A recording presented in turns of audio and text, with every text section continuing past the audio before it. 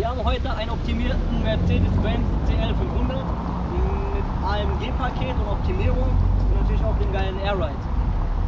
Definitiv wieder mit dem Challenger, Mercedes. Wenn ihr den Channel noch nicht abonniert habt, macht es natürlich, damit ihr die weiteren Videos nicht verpasst habt. Wir haben Audi R8 gesehen, wir haben E63 AMG gesehen, wir haben CL 500. Schreibt mir auf jeden Fall in die Kommentare, welches Auto wir noch in die, auf den Channel oder in die Sendung holen sollen, um zu zeigen, was die Autos auf der Autobahn drauf haben und was die so alles können und natürlich, wie das Fahrkomfort natürlich für mich ist. Meine ehrliche Meinung wisst ihr, auf dem Channel ist es ehrlich und unzensiert. Und ja, bevor wir natürlich wieder mit dem Auto Motor-Talk oder natürlich mit dem Car-Vlog anfangen, machen wir natürlich wieder den Soundcheck und den Carport. So Leute, ihr wisst natürlich, was wieder an der Reihe ist. Soundcheck CL 500, ab geht's.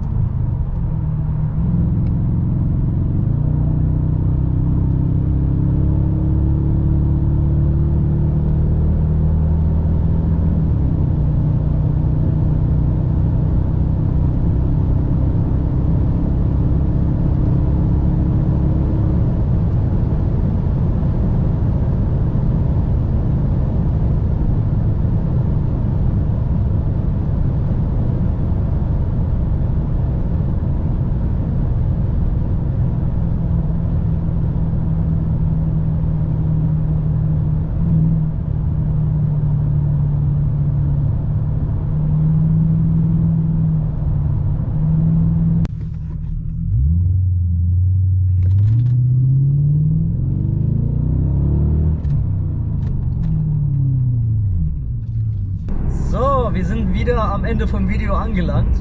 Ihr habt natürlich jetzt das kleine Fahrtvideo vom CL gesehen.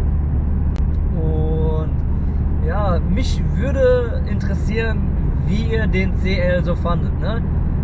Schreibt es mir am besten mal runter in die Kommentare. Lasst uns mal ein bisschen diskutieren, was ihr so vom CL so haltet. Und wie ihr es natürlich auch vom R8-Video kennt und von dem E63 AMG, gibt es wieder ein kleines Statement dazu. Ja? Genau.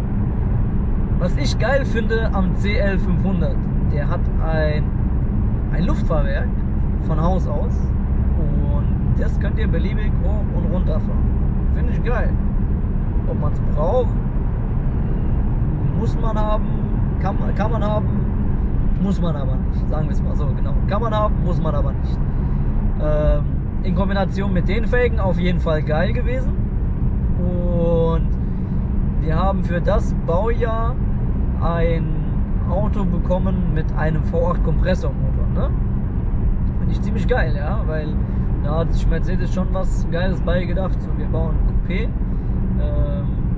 bei dem wir alle Fensterscheiben einfach runter machen können. Wir haben ein Schiebedach, wir haben einen V8 Kompressor und ja, was immer mehr. So haben die sich halt einen coolen Cruiser gebaut, sage ich jetzt mal. Also für mich ist der CL500 oder allgemein der CL definitiv ein Cruiser-Fahrzeug. Ja, kommen wir zur Ausstattung. Ausstattung für Mercedes, für den CL ist gut gelungen, ja. Die Farbe des Beige definitiv gut. Das Material hat sich auch ganz gut angefühlt. Das Holzlenkrad auch definitiv. Mit der AMG-Optik, ja, ist Geschmackssache, ne? Ob man es braucht oder ob es im Wagen steht, da sind wieder die Meinungen gespalten, ja. Aber für einen V8 Kompressor, ja, also vom Anzug hätte ich mir irgendwie doch ein bisschen mehr erhofft, ja. Aber der Sound für den Wagen passt auf jeden Fall. Muss jetzt nicht unbedingt so krass laut sein, dass man die halbe Nachbarschaft weckt. Aber der Sound war ganz in Ordnung, ja. Und finde ich, kann man sich sehen und natürlich auch hören lassen.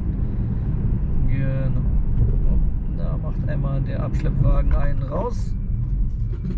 Genau, bleiben wir mal kurz stehen, lassen den mal raus. Ja. Genau, Fahrkomfort.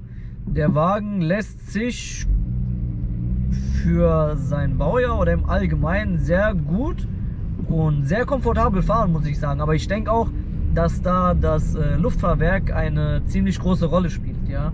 Aber ich muss sagen, der hat sich sehr, sehr geschmeidig und locker fahren lassen und ja, also jetzt Kurvenjäger oder sonstiges sollte man jetzt nicht damit spielen oder Kurven ballern, sage ich jetzt, sollte man nicht unbedingt mit dem CL500 machen.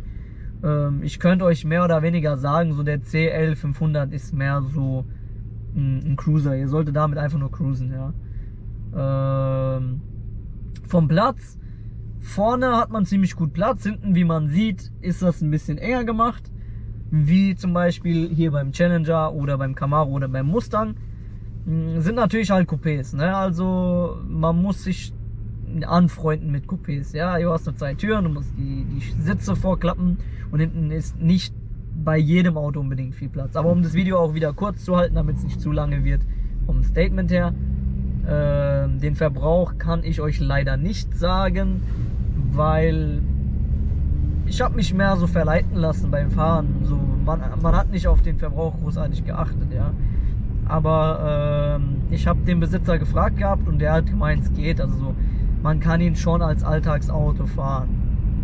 Man sollte sich aber schon so ein kleines Polster für den Sprit im Alltag zurücklegen. So. Sollte man schon drin haben.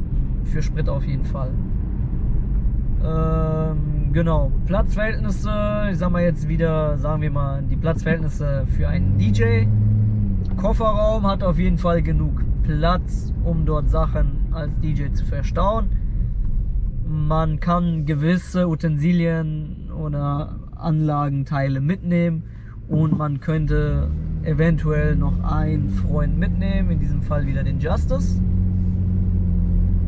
Und wenn ich den Wagen bewerten müsste von Wertigkeit, man muss halt sagen, die Ausstattung ist halt dem Baujahr entsprechend. Ja, also für den Wagen fand ich ich fand die Ausstattung sehr gut. Man hatte ein Navigationssystem, das Fahrwerk war ziemlich gut ausgedacht und ziemlich klug gebaut, sodass der Wagen sich extrem cool und locker fahren lassen durfte oder konnte. Und deswegen, wenn ich den Wagen werten müsste für sein Baujahr von 1 bis 10, wäre der Wagen auf jeden Fall eine 6 von 10. Genau. Wenn euch das Video wieder gefallen hat, lasst auf jeden Fall ein Like da. Über Kommentare in der Kommentarbox würde ich mich natürlich freuen, welche Autos ihr natürlich sehen wollen würdet als nächstes oder was ihr allgemein als nächstes sehen wollen würdet. Und wenn ihr den Kanal natürlich noch nicht abonniert habt, macht es auf jeden Fall jetzt, weil ihr natürlich die zukünftigen und weiteren Videos nicht verpassen solltet. Wir sehen uns im nächsten Video.